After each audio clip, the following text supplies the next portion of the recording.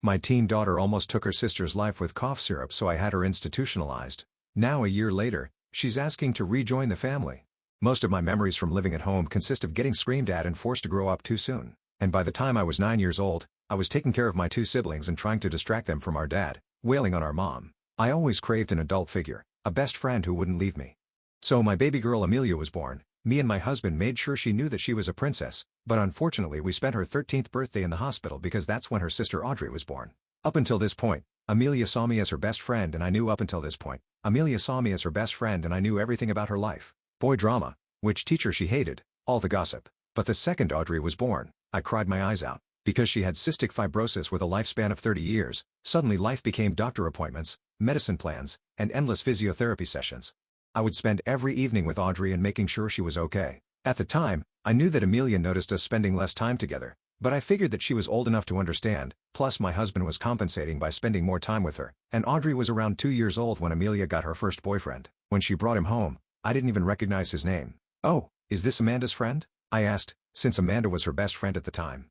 "No, Mom, we haven't talked in over a year. She has me blocked on everything." Her voice broke when she said this. It sounded like she was choking up. But before I could say anything else, Audrey started coughing so hard that she began to vomit, so immediately my attention was ripped away from Amelia. It wasn't until I found myself lying awake at 3 a.m. that I started to think about Amelia again. I thought about how her face used to light up as she jumped on the swings in the playground and begged me to push, but now I didn't even know what was going on in her life, who her friends were, what she liked to do for fun. My husband was asleep beside me and I didn't want to wake him up, so I just held his hand while I silently cried into my pillow. I spent the next 2 hours researching how to reconnect. All the mom blogs made it seem so easy. So the next morning when I asked her if she wanted to skip school and spend the entire day with me, I expected her to be thrilled, especially since I was ready to bring her shopping and let her buy whatever she wanted, but that's when reality slapped me in the face. "Don't bother, Audrey probably needs you." Her voice was cold, like she had already given up on me. I felt tears welling up in my eyes but blinked them away to stay strong. "Honey, are you sure I'll take you to Brandy Melville and give you a budget of $500? "Yes, Mom, I'm sure." She then left for school without saying anything else. Well, the way I saw things, Amelia had around 3 years left at home before she moved out for college, and I wanted her to feel like she had a home to visit. So even though I felt like shot, I didn't want to give up. The next day I picked her up from school, something I hadn't done in years, and drove her to this thrift store in Brooklyn. It was known for having amazing finds, plus I found it on TikTok, so I knew girls her age loved it. She didn't speak to me the entire time, but she spent 2 hours there and the price came out to over $200. I tried to apologize in the car for not being present with her, but at the end of the day, she was just a 15-year-old girl. So when she ignored me, I didn't even take it personally. Over the next few days, I kept picking her up and we'd drive to cool places that the other moms recommended, and she loved every single one. By the time Friday came, she had updated me on her boyfriend and I finally knew who she was best friends with. Little did I know, those moments ended up being the calm before the storm. It started small. Audrey would have small coughing fits and mild shortness of breath. Pretty much business as usual, but within just 5 days, she was sleeping all the time and coughing all night. It was obvious she was in a lot of pain and I had no idea what to do. And in just 10 days, my life became the hospital again, spending sleepless nights in a wooden chair not knowing if Audrey was going to live or die. Except this time it took just 12 hours until she was completely back to normal. It was so freaky that when I woke up the room was filled with nurses asking me dozens of questions. Were her antibiotics expired? Is her nebulizer working properly? What do you use to clean her equipment? At first I dismissed them because I was keeping such a close eye on Audrey. I thought nothing would slip by.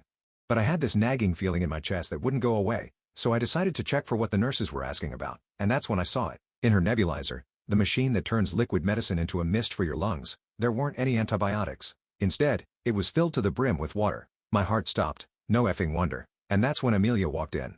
I expected her to be just as shocked as me, but no. "Mom, ever since Audrey came into our lives, you're so tired all the time. Take what I did as a favor and for once don't try to save her." I couldn't breathe. My teenage daughter had just admitted to tampering with her sister's life-saving medication, and she said it like she was doing me a favor, like she expected me to thank her. I didn't scream. I didn't grab her or shake her like I wanted to. I was terrified that if I reacted too strongly, I'd push her away completely, so I just stood there staring at her, trying to find my daughter in those cold eyes. "Amelia," I finally managed to say, "this isn't a joke. Audrey could have died." She shrugged. Actually shrugged. "You wouldn't have to be so tired anymore. We could go back to how things were." I quietly replaced the water with the correct medication, my hands shaking the whole time. When the nurse called to follow up, I told her I must have made a mistake. I couldn't bring myself to tell anyone what Amelia had done, not even Tom. That night, I laid awake watching Audrey breathe through the baby monitor. I kept thinking maybe it was just a one-time thing, a desperate cry for attention from a girl who felt abandoned. Maybe if I gave Amelia more time, more love, she'd never do something like that again. But over the next few days, I started noticing things. Audrey's stuffed animals would be in strange places once I found her favorite teddy bear face down in the toilet. Medicine bottles that should have been full were half empty even though I hadn't given her an extra dose. One afternoon, I caught Amelia standing outside the bathroom door while I was giving Audrey a shower just listening to her cough. I finally broke down and told Tom what was happening. He was exhausted from working overtime and brushed it off. She's a teenager babe. They do dramatic things for attention. Just keep an eye on things but don't overreact. So I started keeping a log. I wrote down every medication, who gave it, what time. I noted where Amelia was during Audrey's treatments. I started locking up the medications and hiding the key. Our home, which was already tense, became a minefield. Amelia seemed to sense the change. She got colder, more distant. At dinner, she'd make these passive-aggressive comments like, "Wow, Audrey's getting so much attention for eating 3 bites of food. I got straight A's last semester and you guys didn't even notice." I tried including her in activities with Audrey, asking her to help with gentle physiotherapy or read her a bedtime story. Sometimes she'd refuse outright. Other times she'd agree but do it with this forced smile that made my skin crawl. Things got worse at school too. Her grades tanked. She got into an argument with her math teacher that was so bad the school called us in for a meeting. The guidance counselor mentioned she seemed unusually angry lately and asked if everything was okay at home. I just nodded and smiled, too ashamed to tell the truth. Then last night, I walked into Audrey's room to set up her evening nebulizer treatment and found it filled with soapy water. Not just water this time, water with dish soap mixed in. If I hadn't checked, it would have gone straight into my baby's lungs. I confronted Amelia in her room. "Did you put soap in Audrey's nebulizer? Are you serious right now?" She looked genuinely insulted. "Why would I do that? God, Mom, you're getting so paranoid. It's not my fault you can't keep track of Audrey's stuff." Then she started crying, these loud dramatic sobs that brought Tom running. He found me standing over Amelia who was curled up on her bed crying. He was furious with me. "What the hell are you doing?" he hissed, pulling me into the hallway. "She's just a kid. You can't keep accusing her of trying to hurt her sister." "But Tom, I found soap in the nebulizer. Someone put it there." "Maybe you did it by accident. You're exhausted. You're not thinking clearly. Just go check on Audrey and leave Amelia alone." I felt so alone. So crazy. Was I imagining things? Was I so sleep-deprived that I was mixing up soap and medication? This morning, Audrey woke up struggling to breathe, her lips returning blue. We rushed her to the ER where they found traces of chemicals in her system that weren't part of her normal treatment. The doctor pulled me aside and asked if anyone else had access to her medications. I couldn't lie anymore. I told them everything. The water, the soap, Amelia's behavior. They're running more tests now. Audrey's stable but still in the hospital. Tom is finally taking this seriously after the doctor showed him the test results. I don't know what happens next. I don't know how to protect one daughter from the other. I don't know how we got here or how to fix it. All I know is that the little girl I raised, the one I thought I knew better than anyone, has become someone I don't recognize at all. I stayed at the hospital with Audrey that night. Tom went home to be with Amelia, which made me nervous, but I couldn't leave Audrey alone, not now. The hospital chair was even more uncomfortable than I remembered, and I kept jerking awake every time Audrey coughed or a nurse came in to check her vitals. Around 3 a.m., I got a text from Tom. "Amelia's asleep. Everything's fine at home. Try to get some rest." I wanted to believe him. I wanted to believe that maybe this was all just a horrible misunderstanding. Amelia wasn't actually trying to hurt her sister, that I wasn't completely failing as a mother. The next morning, the doctor came in with Audrey's test results. They found traces of household cleaner in her system, the kind we keep under the kitchen sink. The doctor asked if Audrey could have gotten into it herself. I almost laughed. Audrey was too. We kept all cleaning supplies locked up specifically because of her. There was only one way that stuff got into her system. "Mrs. Davis, I need to be clear about something," the doctor said, lowering her voice. "If we suspect intentional harm to a minor, we're legally required to report it." My stomach dropped. CPS police. Our family splashed across the local news. Amelia taken away in handcuffs. I couldn't let that happen. "It was an accident," I said quickly. "I've been cleaning her nebulizer with that solution. I must not have rinsed it properly." The lie tasted bitter in my mouth. The doctor didn't look convinced, but she nodded slowly. "I strongly recommend switching to vinegar for cleaning her equipment and being more thorough with rinsing." I nodded, tears welling up. "Can I take her home today? Let's keep her one more night for observation. If her levels continue improving, discharge tomorrow morning." I texted Tom the update. He replied that he'd taken the day off work to stay with Amelia. I felt a wave of relief knowing he was finally taking this seriously. When I got home the next day with Audrey, the house was spotless. Tom had cleaned everything. Amelia was sitting at the kitchen table doing homework, looking completely normal. She even smiled when we walked in. "Hey, Mom." "Hey, Audrey Bug." She used the nickname she'd given Audrey when she was born before everything went wrong. I tensed up, clutching Audrey tighter. "Hi, honey." Tom pulled me aside while Amelia continued working on her math problems. "I had a long talk with her," he whispered. "She swears she didn't do anything to Audrey's medication. She thinks you're blaming her because you're stressed and sleep-deprived." "Tom," she admitted it to me. "She literally said she did it as a favor so I wouldn't be tired anymore."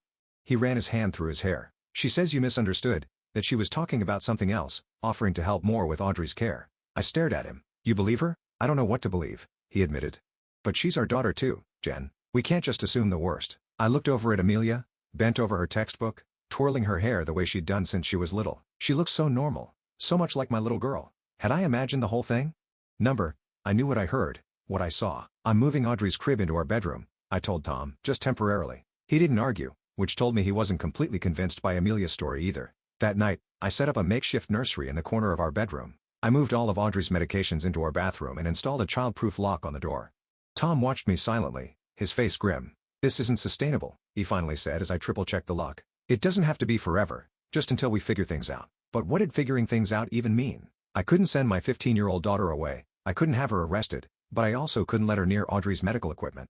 The next few days were tense. I barely slept, jumping at every sound in the night. Amelia acted completely normal, going to school, doing homework, even offering to help with dishes after dinner, but I caught her watching me sometimes. With this look, I couldn't quite read. One afternoon while Amelia was at school, I called my sister Rachel. She lived across the country and we weren't super close, but I needed to talk to someone who wasn't Tom. Holy shit, Jen, she said after I told her everything. Have you thought about getting Amelia into therapy? I had, of course. But how do you tell a therapist your teenager might be trying to call her toddler sister? What if they reported us? What if they took both girls away? I'm scared, I admitted. What if she's really, I can't even say it, sociopathic? Rachel finished for me. Look, I'm not saying she is, but even if she's just acting out for attention, this is way beyond normal teenage rebellion. She needs help and so do you. After we hung up, I sat in my car and cried for 20 minutes, then I pulled myself together and called a child psychologist. I made an appointment for Amelia for the following week, telling the receptionist it was for adjustment issues related to her sister's illness, not a complete lie. That night at dinner, I told Amelia about the appointment. It's just someone to talk to, I said, trying to sound casual. A lot of kids with chronically ill siblings benefit from therapy. Amelia's fork clattered onto her plate. You think I'm crazy? No, honey. Not at all. You're sending me to a shrink because you think I'm trying to hurt Audrey? Her voice was rising. I'm not crazy, Mom. Tom stepped in. No one said you were crazy, Amelia. But this has been hard on all of us and on all of us? She laughed. This horrible bitter sound I'd never heard from her before. You two have no idea what it's been like for me. One day I'm your whole world and the next I might as well not exist. That's not true, I said reaching for her hand. She yanked it away. You moved her into your room. You lock up everything like I'm some kind of monster. You don't trust me with my own sister. I didn't know what to say because she was right. I didn't trust her. Not anymore. She stormed off to her room slamming the door so hard a picture fell off the wall. Tom and I just sat there in silence, Audrey babbling happily in her high chair, oblivious to the tension. Maybe therapy isn't the worst idea, Tom finally said. The next morning, Amelia acted like nothing had happened. She ate breakfast, kissed Audrey on the head, and left for school without mentioning our fight. I spent the day on edge waiting for the other shoe to drop. It dropped that afternoon. I was giving Audrey her bath when I realized I'd forgotten her towel. I ran to the linen closet, grabbed one, and hurried back, all in maybe 30 seconds. When I returned, Amelia was standing in the bathroom doorway just watching Audrey splash in the tub. What are you doing? I asked, my heart racing. She shrugged. Just saying hi to Audrey. Is that a crime now? I wrapped Audrey in the towel and picked her up holding her close. No, of course not. But I couldn't shake the feeling that if I'd been gone any longer, something might have happened. I didn't let Audrey out of my sight for the rest of the day. That night, I told Tom I wanted to install cameras in the house, just basic security cameras in the common areas in Audrey's room. He thought I was overreacting, but after some arguing, he reluctantly agreed. I ordered them online that night and paid extra for next-day delivery. They arrived while Amelia was at school and Tom helped me set them up. We put one in the living room, one in the kitchen, one in our bedroom where Audrey now slept, and one in the hallway outside the bathroom. I downloaded the app on my phone so I could check the feeds anytime. I didn't tell Amelia about the cameras. I told myself it was for everyone's safety, but deep down, I knew I was spying on my own daughter. The guilt was overwhelming, but not as strong as my fear for Audrey. The first few days with the cameras were uneventful. Amelia went to school, came home, did homework, watched TV, normal teenage stuff. She still wasn't talking to me much, but she wasn't doing anything suspicious either. I started to wonder if maybe I really was losing my mind from stress and sleep deprivation. Then 5 days after we installed the cameras, it happened. I was at the grocery store with Audrey and Tom was working late. Amelia was home alone. I checked the camera feed on my phone while waiting in the checkout line just out of habit. Amelia was in our bedroom where she had no reason to be. She was standing over Audrey's crib which was empty because Audrey was with me. She was holding something in her hand, sprinkling it onto Audrey's sheets. I zoomed in as much as I could but couldn't make out what it was. I abandoned my cart right there in the checkout line and raced home, my hands shaking so badly I could barely drive. When I burst through the front door with Audrey on my hip, Amelia was sitting on the couch watching Netflix looking completely innocent. Hey, she said, barely glancing up. You're back early. I forgot my wallet. I lied, heading straight for my bedroom. I put Audrey and her playpen in the living room first, not wanting her anywhere near whatever Amelia had put in her crib. The sheets looked normal. I ran my hand over them and felt something gritty. Lifting my fingers to my nose, I detected a faint chemical smell. I stripped the bed completely and stuffed everything into a plastic bag to show Tom later. When I came back to the living room, Amelia was playing with Audrey, making her giggle with a stuffed animal. They looked so normal, so sweet together. If I hadn't seen the video, I would never have suspected anything was wrong. "I'm going to wash these," I said, holding up the bag of bedding. "They got a little musty." Amelia just nodded, continuing to play with Audrey. I took the sheets to our laundry room, but instead of washing them, I hid the bag on the top shelf. Evidence. That night after Amelia went to bed, I showed Tom the video and the sheets. He rubbed some of the gritty substance between his fingers and smelled it. "It's laundry detergent," he said quietly.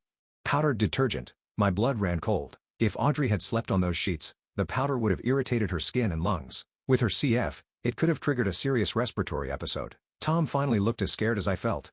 "We need to do something," he said. "This isn't normal teenage acting out." I nodded, tears streaming down my face. "The therapy appointment is tomorrow. I'll take her." "And then what?" "We can't keep living like this, Jen. I'm scared to leave you and Audrey alone with her." I didn't have an answer. I just cried harder and Tom held me while I fell apart.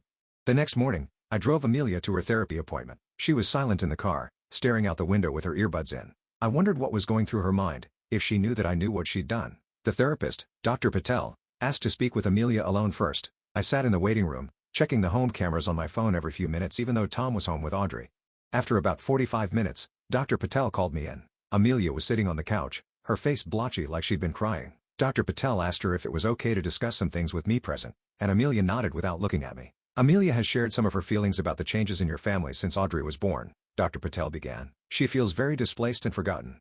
I nodded, guilt washing over me. "I know we haven't given her as much attention. Audrey's care is just so demanding." Dr. Patel held up a hand. "I understand the challenges of having a child with CF, but from Amelia's perspective, she went from being the center of your world to barely registering on your radar.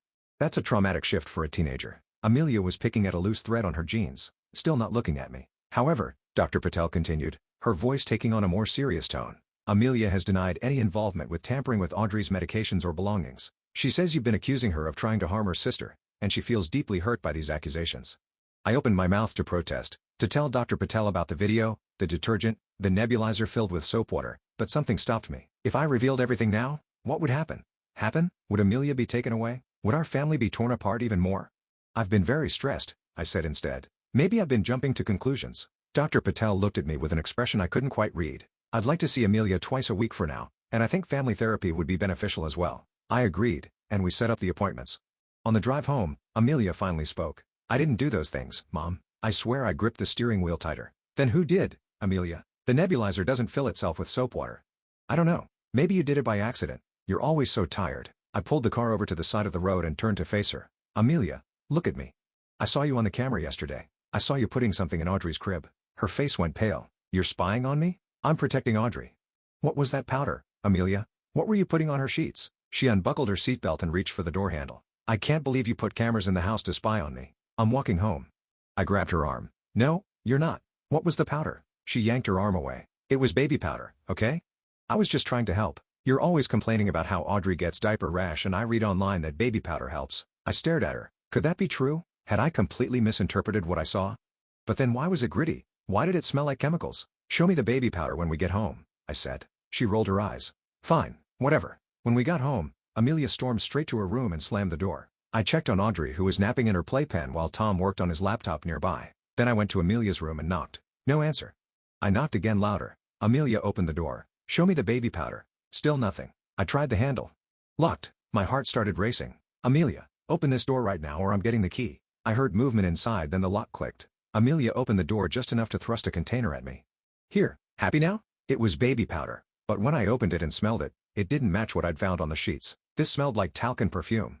The stuff on the sheets had been sharper, chemical. "This isn't what you put on Audrey's sheets." She threw up her hands. "Oh my God, Mom. Nothing I do is ever going to be good enough for you, is it? You've already decided I'm some kind of monster." She slammed the door in my face. I stood there, the baby powder in my hand, completely lost. Was I wrong? Was I so desperate to find an explanation for Audrey's mysterious illness that I was blaming Amelia unfairly? But then I remembered what she'd said that first time standing over the nebulizer filled with water. Take what I did as a favor and for once don't try to save her. She had admitted it. I wasn't crazy. I went back to our bedroom and checked the bag of sheets again. The powder was definitely not baby powder. I took a small sample and put it in a plastic baggie, then hid it in my purse. I didn't know what I was going to do with it, but it felt important to keep it. That night Tom and I had a long talk after both girls were asleep. I showed him the baby powder Amelia had given me and explained why I didn't think it matched what was on the sheets. Maybe we should send the powder to a lab, he suggested. Get it tested. And then what? If it turns out to be something harmful, do we call the police on our own daughter? He put his head in his hands. I don't know, Jen. I just don't know anymore. We decided to keep the cameras up and continue with Amelia's therapy. Tom would take more time off work to help with Audrey, and we'd never leave the girls alone together. It wasn't a perfect plan, but it was all we had. The next week was exhausting, but uneventful. Amelia went to therapy twice, and Dr. Patel reported that she was opening up more about her feelings of abandonment. I tried to spend more one-on-one time with Amelia, taking her shopping or just sitting with her while she did homework. She was still distant but not as hostile. Then one night, I woke up around 2 a.m. to check on Audrey and found her burning with fever. Her breathing was labored and when I picked her up, she felt limp in my arms. Tom, wake up! I shook him frantically. Something's wrong with Audrey. We rushed her to the ER, leaving Amelia asleep at home. She was 15, old enough to be alone for a few hours in an emergency. The doctors immediately took Audrey back for tests. Her oxygen levels were dangerously low. While we waited for news, I checked the camera feeds on my phone more out of habit than suspicion. Amelia was still in bed, apparently asleep. I scrolled back through the evening's footage to see if anything unusual had happened. Around midnight, the camera caught Amelia entering our bedroom. She stood over Audrey's crib for a few minutes just watching her sleep. Then she reached down and seemed to adjust Audrey's blanket before leaving. Nothing obviously sinister, but it made me uneasy. The doctor came out looking grave. Audrey's system shows traces of a common household medication, one that's extremely dangerous for someone with CF. Did she get into any medicine cabinets at home? My blood ran cold. What medication? It appears to be a cough suppressant with dextromethorphan. For a child with CF, suppressing the cough reflex can be life-threatening since coughing is how they clear their lungs. I shook my head. We don't keep cough medicine in the house specifically because of her CF. The doctors told us never to give it to her. The doctor frowned. Well, it's definitely in her system. We're working to flush it out now, but she'll need to stay in the ICU for monitoring. I pulled up the camera app again and replayed the midnight footage, zooming in as much as I could. This time, I noticed something I'd missed before. Amelia wasn't adjusting Audrey's blanket. She was holding something over her face, a small medicine cup. I showed Tom the video, my hand shaking. She gave her cough medicine. She knows Audrey can't have that. Every CF parent knows that. Tom's face went ashen. I'll call my mom to go stay at the house with Amelia. Don't tell her why. While Tom made the call, I pulled up the footage from earlier in the evening. Around 10 p.m., Amelia had gone into our bathroom, the one where we kept our toiletries but not Audrey's medications. She emerged a few minutes later with something small in her hand that she slipped into her pocket. I remembered the bottle of NyQuil in our medicine cabinet from when Tom had a cold last month. We'd kept it separate from Audrey's medications thinking it was safe since it wasn't part of her care routine. I never imagined Amelia would use it against her. Tom's mother arrived at our house within an hour.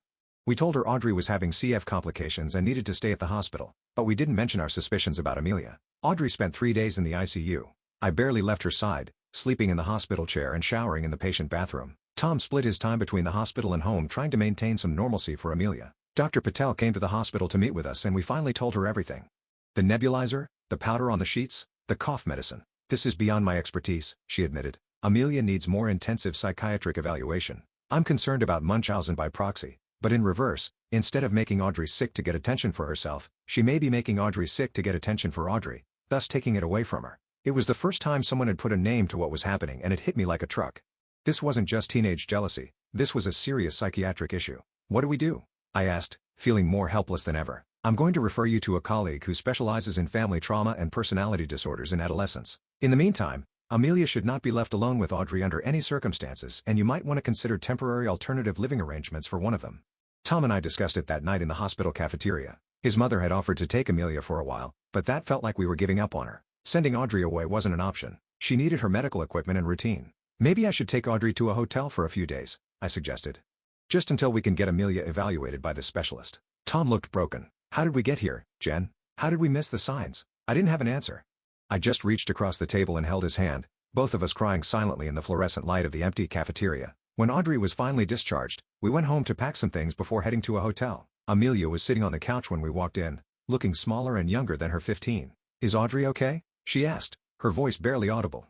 She will be, I said, keeping my distance. We're going to stay at a hotel for a few days while she recovers. Amelia's head snapped up. You're leaving me? Grandma's going to stay with you, Tom explained.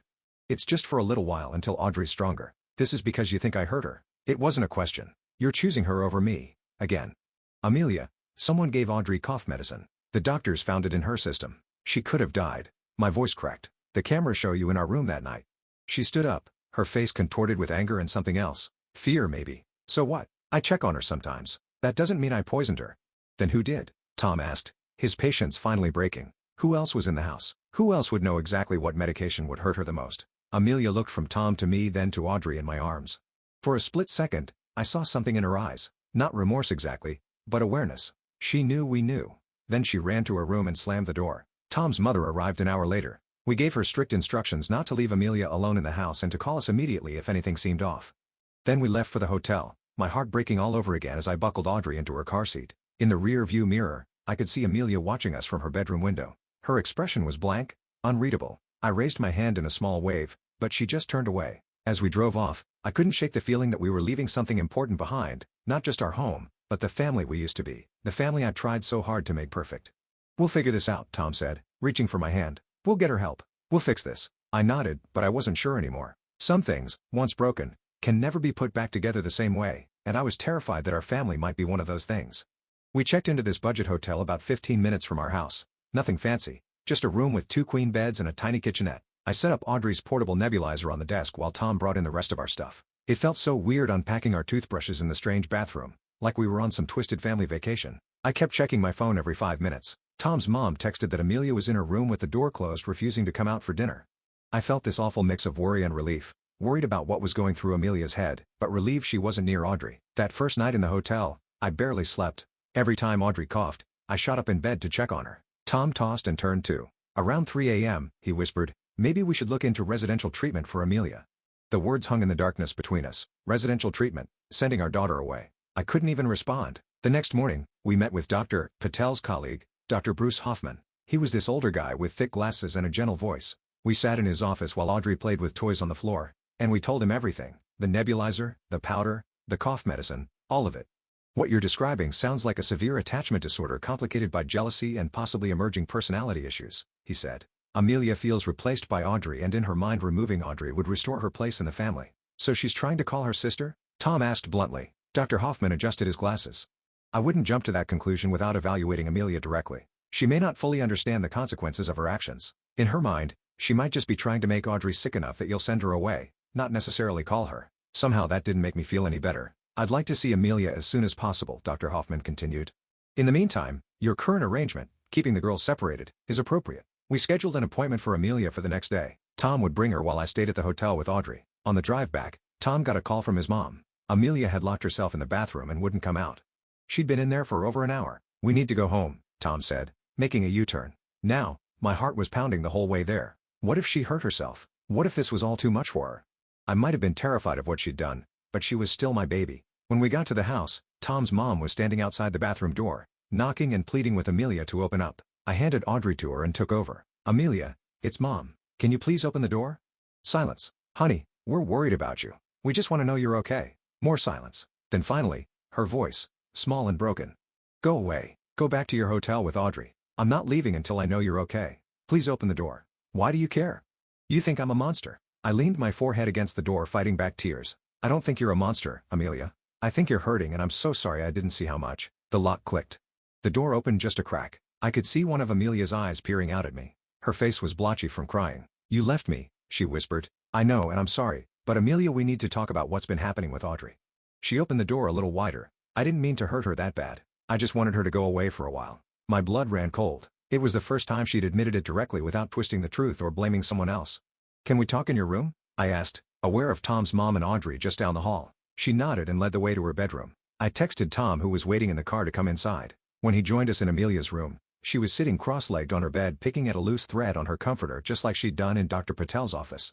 Amelia, Tom said, gently sitting beside her, we need to understand what's been going on. She didn't look up. You already know. You have it all on camera. We want to hear it from you. I said, sitting on her other side. Why, Amelia? Why would you try to hurt Audrey? She was quiet for so long I thought she wasn't going to answer. Then she said, I didn't want to hurt her. Not really. I just wanted things to go back to how they were before. Before Audrey? Tom asked. She nodded. You guys were different then. Mom was happy. She wasn't always tired and stressed. We did stuff together. And then Audrey came and it was like I disappeared. So you put water in her nebulizer, I prompted, and detergent on her sheets and gave her cough medicine. I just wanted her to be sick enough that you'd have to send her away, like to a special hospital or something. Her voice was so calling her. Tom and I exchanged horrified glances over her head. She'd researched this, planned it. Amelia, Tom said, his voice shaking. "Audrey could have died from what you did, the cough medicine especially. It's extremely dangerous for CF patients." She finally looked up, her eyes wide. "No, it said online it would just make her symptoms worse. I didn't give her that much. Honey, she ended up in the ICU," I said. "The doctor said if we'd brought her in even an hour later, she might not have made it." Amelia's face crumpled. She started sobbing, these gut-wrenching sobs that shook her whole body. "I didn't want her to die. I just wanted her to go away so things could go back to normal." I pulled her into my arms, my own tears falling into her hair. I was horrified by what she'd done, but in that moment all I could see was my little girl lost and desperate for the life she used to have. "We have an appointment for you tomorrow with a doctor who can help," Tom said, rubbing her back. "His name is Dr. Hoffman." "Am I going to jail?" she asked between sobs. "No, sweetheart," I said quickly, "but you need help, professional help that your dad and I can't give you." She cried herself to sleep in my arms, something she hadn't done since she was little. Tom and I tucked her in, then went to the living room where his mom was playing with Audrey. "What happens now?" she asked. I shook my head. "I don't know." Tom and I decided I'd stay at the house with Amelia that night while he took Audrey back to the hotel. I slept in Amelia's room on a sleeping bag on the floor. Every time I woke up, I checked to make sure she was still there, still breathing. The next morning, Tom came back and we all went to see Dr. Hoffman together. Audrey stayed with Tom's mom at the hotel. Dr. Hoffman spoke with Amelia alone first, then with all of us. "Amelia has been very honest with me," he said. "She's admitted to tampering with Audrey's medications and belongings with the intent to make her sick enough to be sent away. She insists she didn't want to cause permanent harm or death." "Do you believe her?" Tom asked. Dr. Hoffman looked thoughtful. "I believe she believes that, but the behaviors she's describing are extremely concerning. They show a lack of empathy and poor impulse control that needs immediate intervention." "What kind of intervention?" I asked, dreading the answer. "I'm recommending a 30-day inpatient assessment at Oakley Behavioral Health Center. It's a facility that specializes in adolescent mental health issues. They can provide the intensive therapy and monitoring Amelia needs right now." Amelia's face went pale. "You're sending me away for a whole month?" "It's not punishment, Amelia," Dr. Hoffman said gently. "It's treatment. You'll have individual therapy every day, group therapy, and a full psychiatric evaluation. The goal is to help you develop healthier coping mechanisms and address the underlying issues that led to these behaviors." She looked at us, tears streaming down her face. "Mom, Dad, please don't make me go." It was the hardest thing I've ever done, looking my daughter in the eye and telling her she had to go, but I knew it was necessary for her, for Audrey, for all of us. We admitted Amelia to Oakley the next day. The facility was nicer than I expected, more like a boarding school than a hospital. Her room had a twin bed, a desk, and a small window. She was allowed to bring some personal items, photos, her favorite blanket, a few books. Saying goodbye was awful. She clung to me like she used to when she was little and afraid of the dark. I promised to visit every day during visiting hours. Tom promised to bring her favorite snacks. We both told her we loved her over and over. As we walked out without her, I felt the worst mother in the world. Tom held my hand so tight it hurt, but I needed that pain to keep from falling apart completely. We moved back home that night. Audrey's crib went back in her own room, but we kept the baby monitor turned up to maximum volume. I checked on her constantly, still paranoid something would happen. The first week of Amelia's treatment was rough. She refused to participate in group therapy and barely spoke in her individual sessions. When we visited, she either cried the whole time or gave us the silent treatment. Dr. Hoffman assured us this was normal, that she was processing a lot of difficult emotions. By the second week, things started to shift. She began opening up in therapy.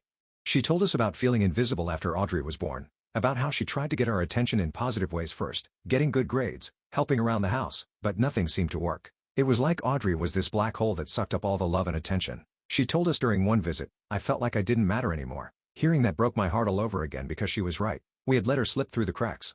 We'd been so consumed with Audrey's medical needs that we'd failed to see Amelia drowning right in front of us. By the third week, Amelia was actively participating in all her therapy sessions. Dr. Hoffman reported significant progress in her understanding of her actions and their consequences. She was developing empathy exercises and learning healthier ways to express her feelings. "I think we're on the right track," he told us, "but this isn't something that will be fixed in 30 days.